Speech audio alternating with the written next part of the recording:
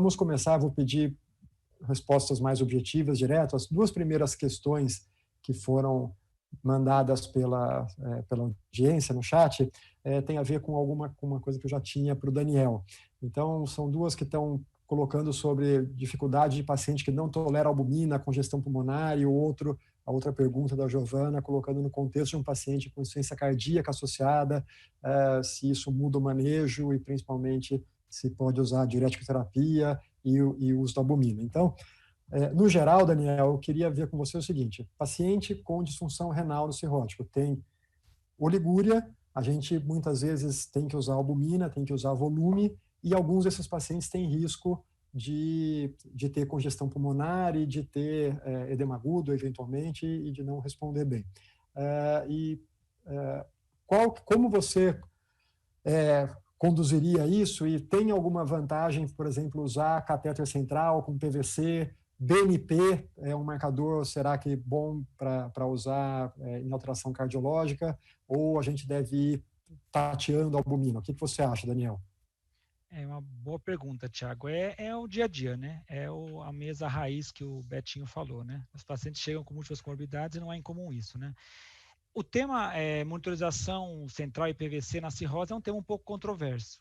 O ideal é que, se você tiver disponível, e a gente tem bastante na Unicamp, menos em São Paulo, muito mais na Unicamp, na enfermaria, você usa a PVC como um guia de volemia, não é o ideal, mas principalmente não o valor isolado, mas o delta PVC com as manobras administradas. Se a gente pegar os estudos originais com terlipressina e o protocolo TARS, eles usavam, né, a medida da PVC para, inclusive, ou suspender a albumina temporariamente, e, se necessário, se tiver uma PVC acima de 18, você pode sim fazer o uso da furosemida, né?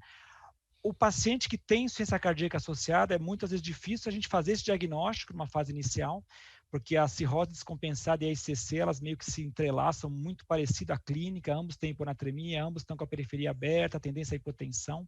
A estágio jugular é uma pista boa.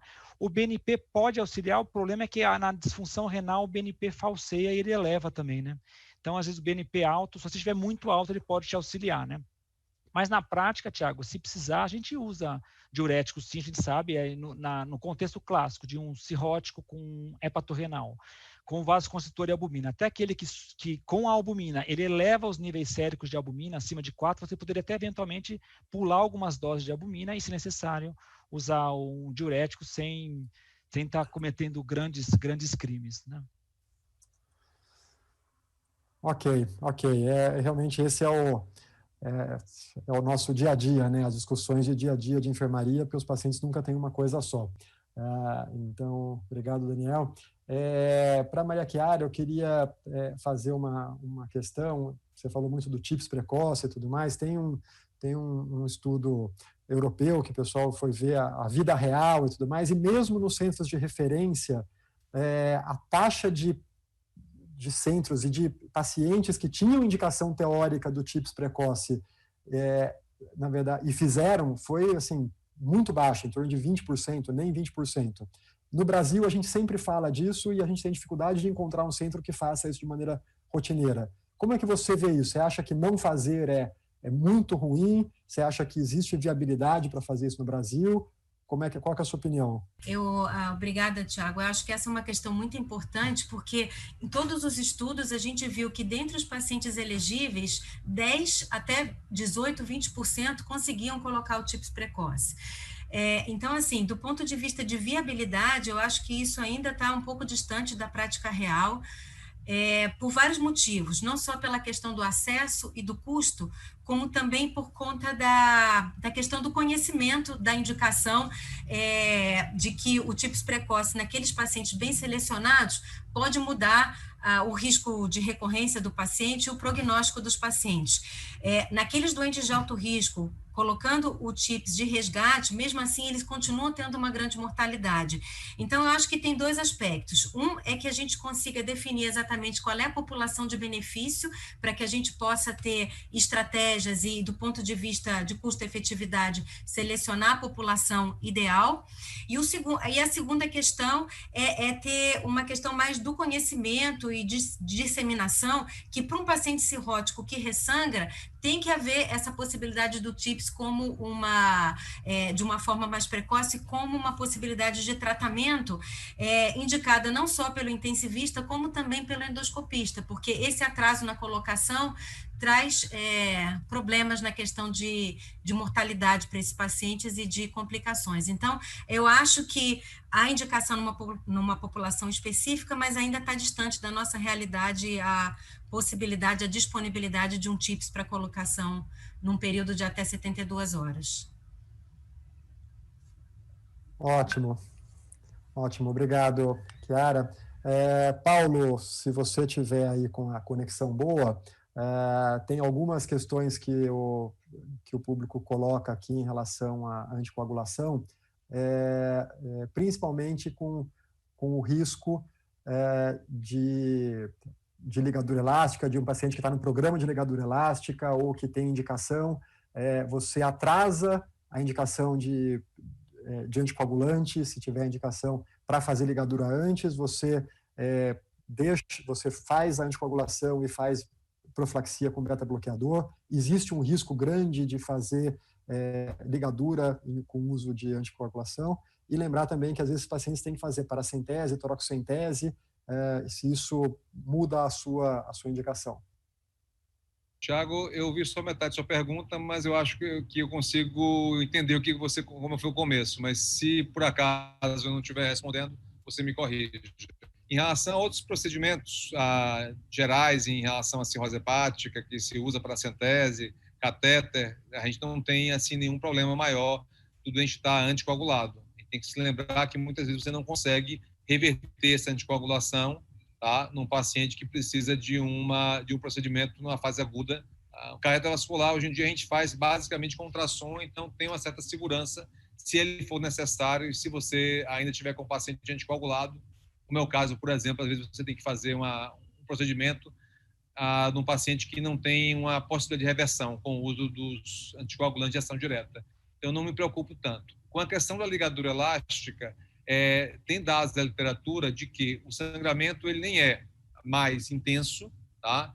Nem é mais grave no paciente que está anticoagulado, tá? Com a trombose de veia porta, por exemplo.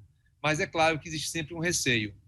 Então, na última guia norte-americana, ele coloca muito o beta-bloqueador como uma solução para essa questão do paciente que ainda está em programa de ligadura elástica, certo?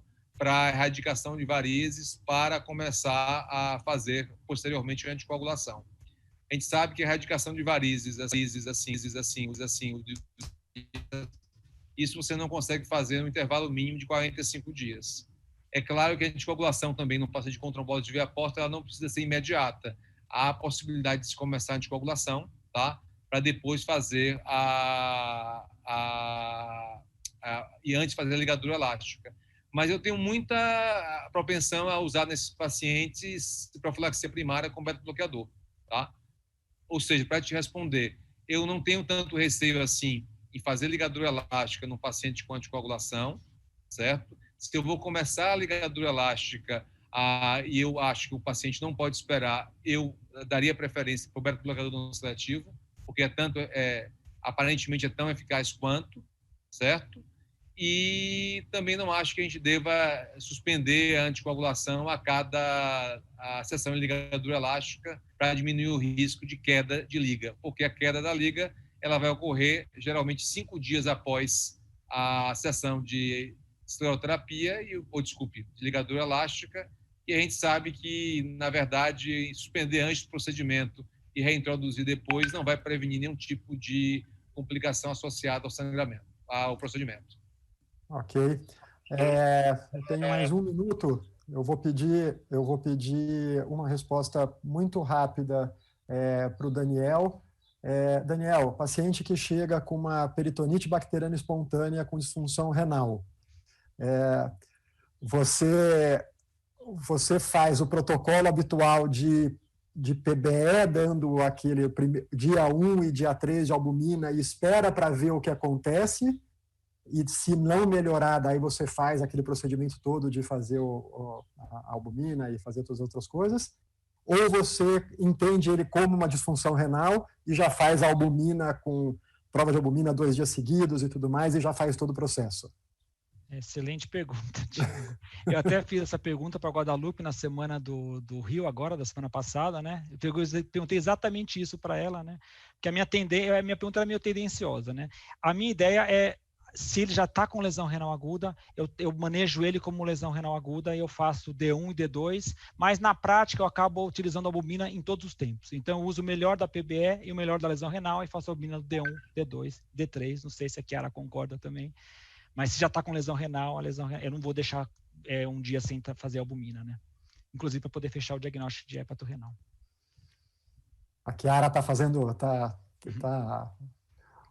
aí a afirmação. É isso mesmo, Chiara? Concordo. A gente mantém o doente com albumina também no segundo dia, acho que é o que a gente usa de rotina. Usa o melhor das duas, né? Sim. Tá ok. Gente, 11h56, o Betinho tinha me dado até 11h55. Infelizmente, a gente não vai ter mais tempo. Dava para falar mais 1 hora aqui disso. Eu agradeço a todos, foi uma mesa ótima, dava para fazer um congresso só dessa mesa, mas a gente vai ter agora uma outra palestra bastante interessante de uso de albumina também no paciente cirrótico, que deve abarcar várias dessas coisas.